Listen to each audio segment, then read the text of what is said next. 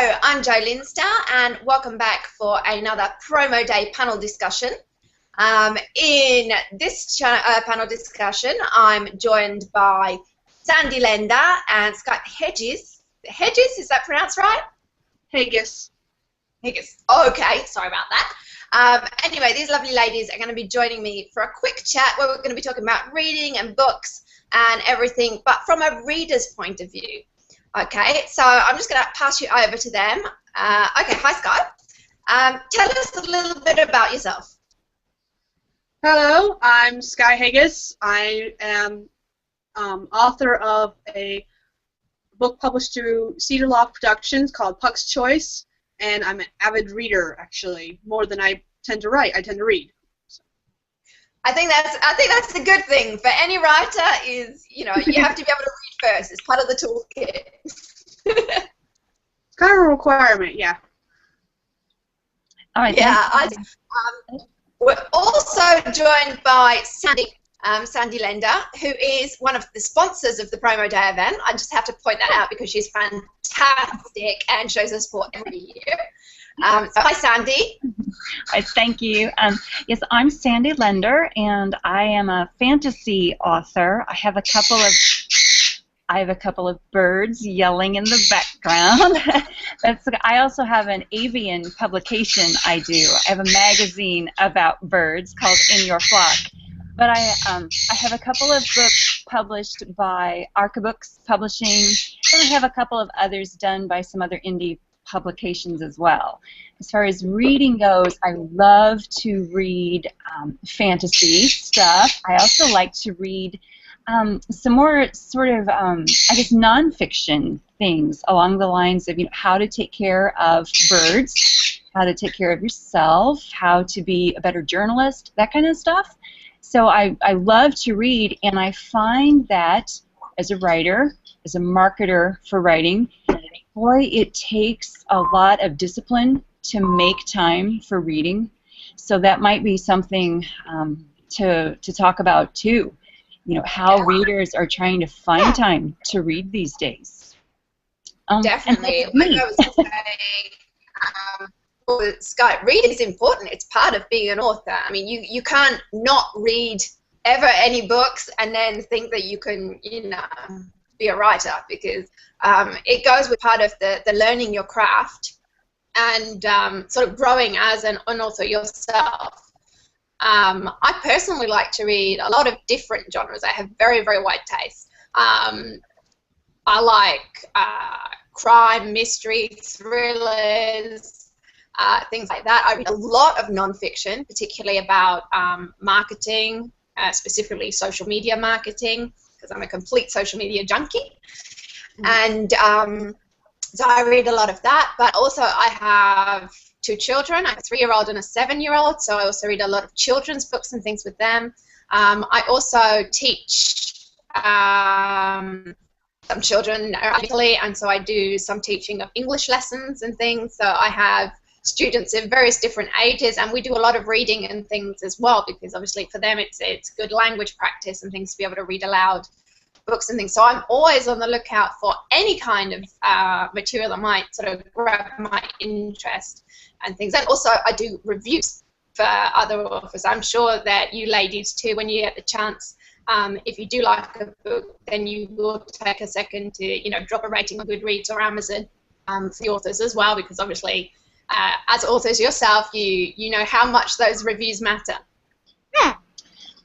Yes, I've done a lot of reviews, especially in the early days of marketing. It seemed I had a lot of folks, coming out of the woodwork asking, if I wanted to trade reviews, and I wonder if you all had that experience as well. Did authors approach you asking if you wanted to trade reviews? That's something I personally have had that over the years. I tend to sort of shy away from that kind of thing where possible. I'm very to do reviews of other authors' books through my Writers and Authors website. I will publish the reviews there as well as on Goodreads and Amazon. I'm active doing that. But I like honest reviews. Yes. And there's the whole idea of, you know, the exchange of, okay, you review my book, I'll review yours. And I don't know, because then it's like, you know, if they give you a 5-star review and you give them a 3-star review, it's like you've done them wrong in some way. Right, there's a guilt feeling. You have that guilt feeling on it, and I think that, like, in a way that stops you from being completely honest. Right. With it. I have a personal system, whereas if I can't honestly give a 3-star review, at least a 3-star review, which translate a 3-star review is not a bad review, because a 3-star review means I like it. You know, it means that, you know, there's something good about it. I like it. It's not a bad review, which is something that gets misinterpreted sometimes. But I honestly think if I can't give it a 3-star review, then I will tell them, I'm sorry, but I don't want to post the review. Sometimes, if I know them well or whatever, if they've asked me, then I will give them some pointers as to, like, why I don't feel comfortable giving it a review like that, and why, therefore, I'm justifying the fact that I'm not going to post the review for them. Because I want to be able to help the authors and things get better. I don't want it to damage anybody. So I personally wouldn't feel comfortable, you know, putting up a 1-star or whatever and slating them if I didn't like the book. I'd just sort of shy away from it and be like, okay, it wasn't for me. I'm not their target audience, obviously. I mean, do you have a kind of system like that yourself, Sky? I kind of feel the same way you do about as far as review exchanges go. I haven't personally had anyone ask for a review exchange as of yet, though I think there's a couple people wanting to do review exchanges. But as far as my system goes, when doing reviews, I know that, like you, I try to give at least a 3-star if I'm going to give a review at all, and for mainly the same reasons. I don't want to drag them down into the woodwork, and I'll tell the author if I cannot give a 3-star review, I will actually personally email the author as to why I won't post a review on time. Good ethic to have. Not everyone follows it, but yeah, I personally think that it's the best way to go. I'm also, when I do send out review copies, for example, I don't expect people to give me a 5-star review. You know, if they do, then that's excellent. But it's not, you know, part of the package. I'm not saying, will you give me a 5-star review? I'm saying, will you give me an honest review?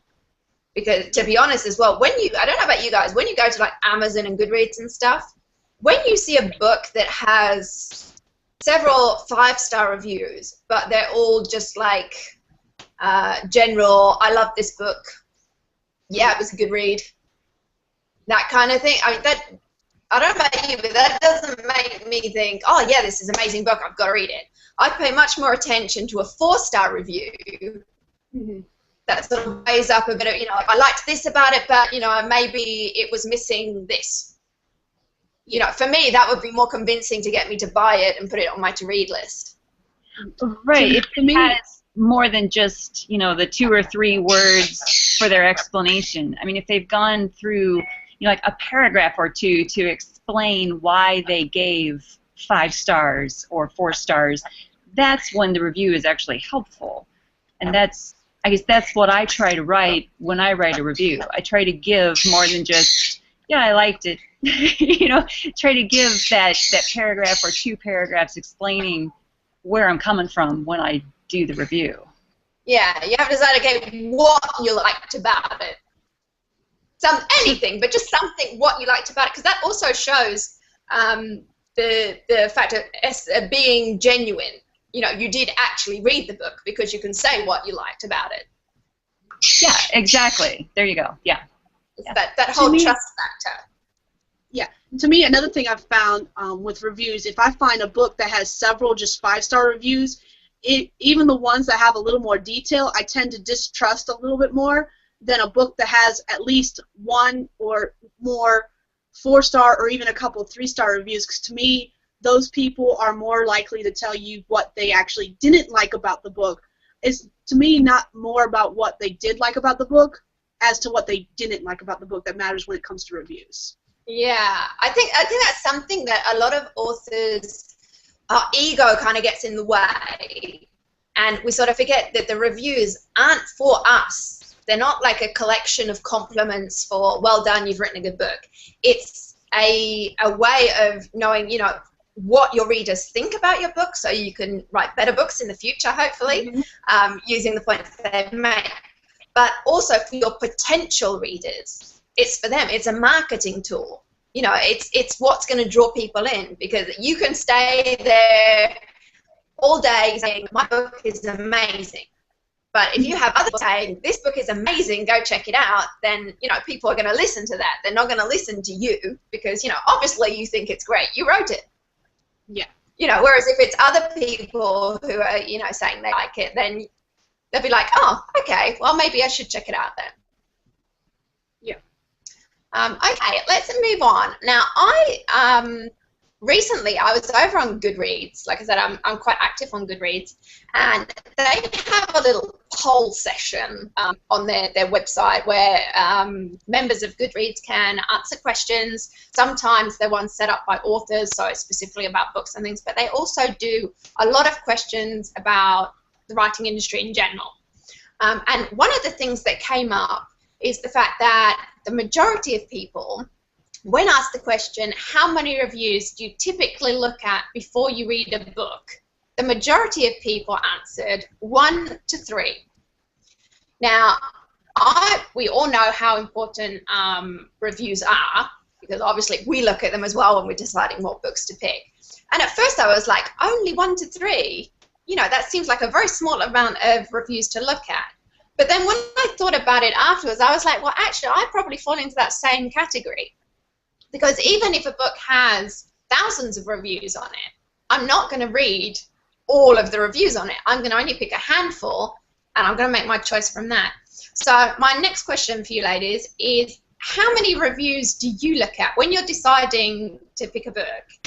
It's not just the rating. I mean, how many reviews? I mean, does it matter how many reviews that a book has? Sky? To me, I don't care how many reviews a book actually has. I probably will tend to fall into that category too. I'll read between 1 and 5 before I actually decide whether or not it's going to be a book for me. But as far as how many the book itself actually has, as long as they're varied and they're not all in one category or another, I'll go ahead and at least look at it with a little more detail and see what different people thought about that book. Okay. And Sandy, my question for you is more about the publishers. Now, as you said, I mean, you have a variety of publishing experience. How important do you think it is to have a publisher? I mean, there's been lots of discussion today during the Promo Day event about self-publishing, small press publishing, and traditional publishing, and the difference that it has. I mean, when you go to look at a book, do you look up to see who the publisher is on it, or is that something you sort of like, you don't even think about? I do look to see who the publisher is and whether or not I recognize who that publisher is.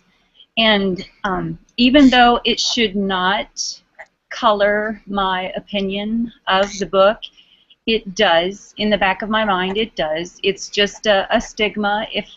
And I know it shouldn't, but if it is a self-published book, if it's through CreateSpace, you know, there's just that piece of your head that says, oh, this was self-published, and there's that immediate touch of color to it, you know, where you wonder, okay, did this get edited? Was it edited well? You know, was there any oversight in this? And then when I look at the reviews, I'm looking at the reviews a little differently. I'm wondering if these reviews are going to be all from people that the author knows. Are they all friends who came on and gave 5-star reviews because they're, you know, friends trying to help the author? Or are they legitimate reviews from people who read the book and are giving honest reviews like we've talked about? honest reviews that give information that will help me make a decision as to whether or not this book is really a quality book that I'll enjoy reading and that I won't be frustrated with. And because I'm also an editor, so when I'm reading something and it's riddled with typos or syntax problems or grammatical errors, it drives me nuts and it takes me out of the story. So I won't enjoy the story if it's riddled with those kinds of mistakes. It will take me out of it. I won't enjoy it and I'll become frustrated and I'll leave a bad review. Not a bad review, but an honest review. So yeah, it does color publishers. Pardon? At least a little bit we judge books by their publishers. I have to say, I don't in general, because I mean, I'm a self-publisher as well.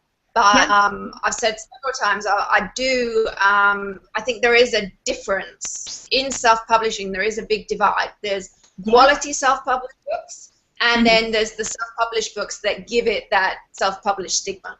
Right. Which is, that creates that doubt in people.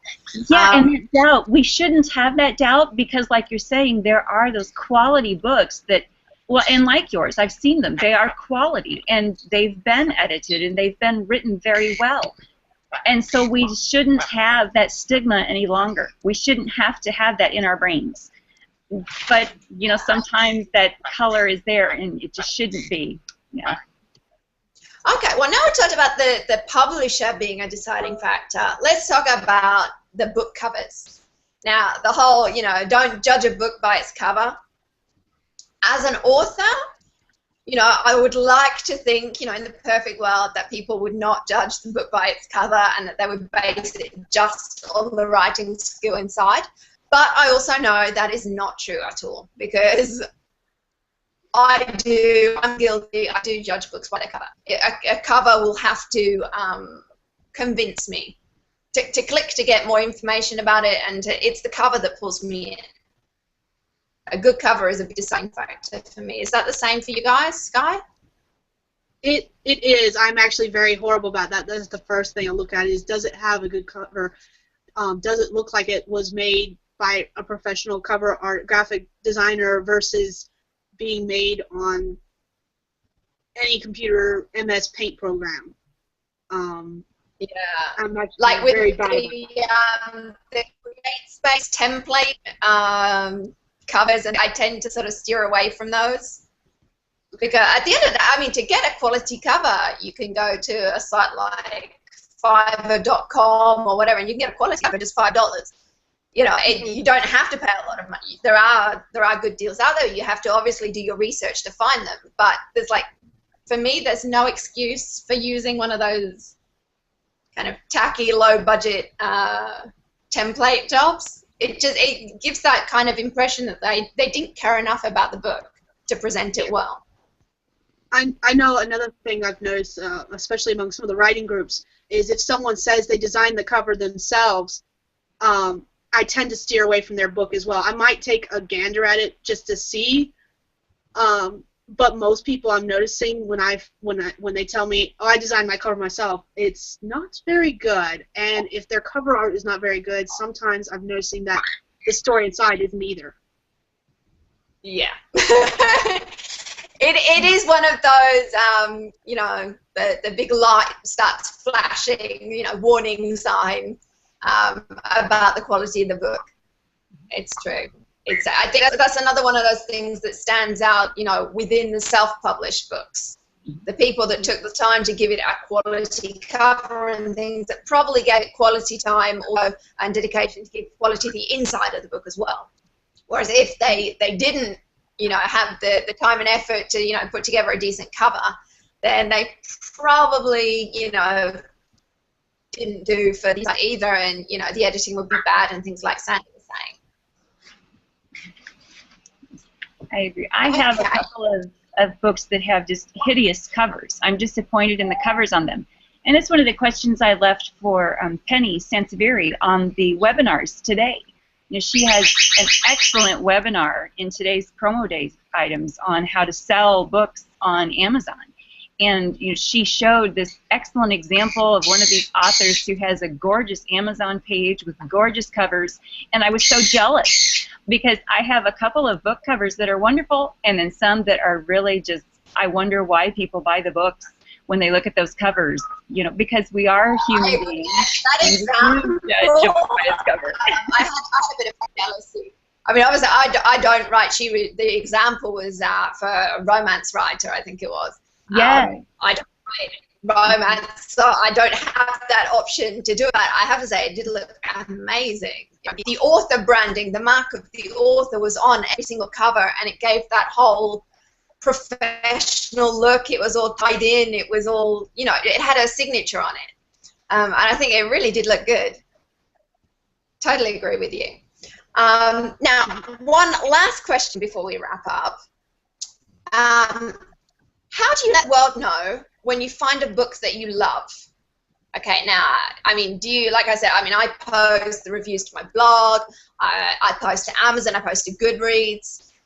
So, when I like a book, I'll let everyone know through all the different ones. I'll sometimes also post to my social media channels and things. If it was a particularly good book that stood out, I do also a video review for it as opposed to just a written comment.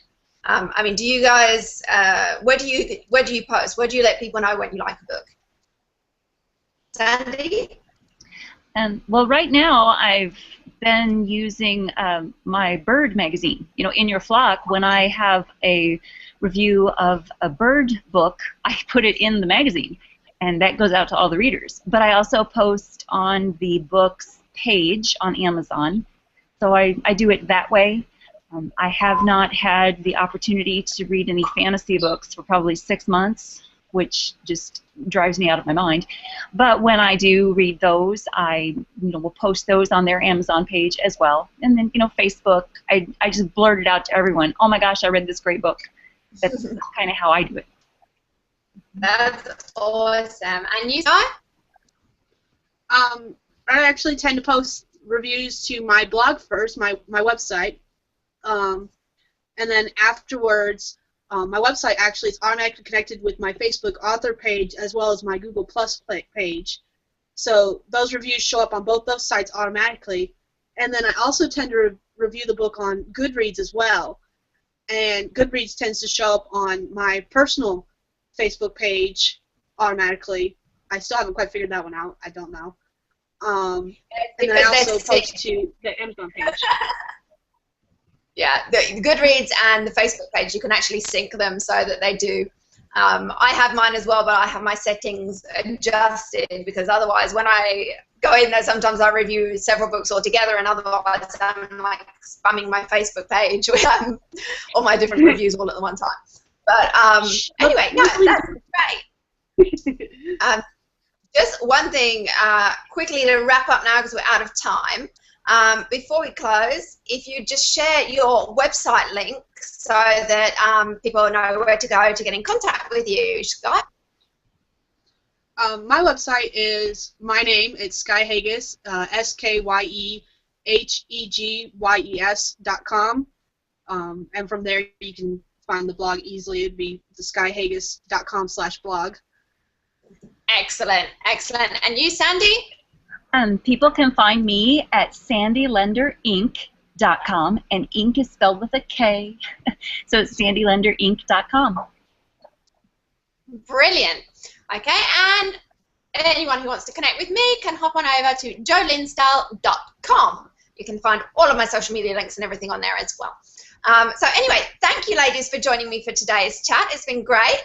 I'm sure that both readers and authors have got a lot from this chat that we've had. We've covered a lot of things in a short amount of time. So thank you very much for giving us this food for thought and for being part of Promo Day today. Bye. Thank you. Thank you.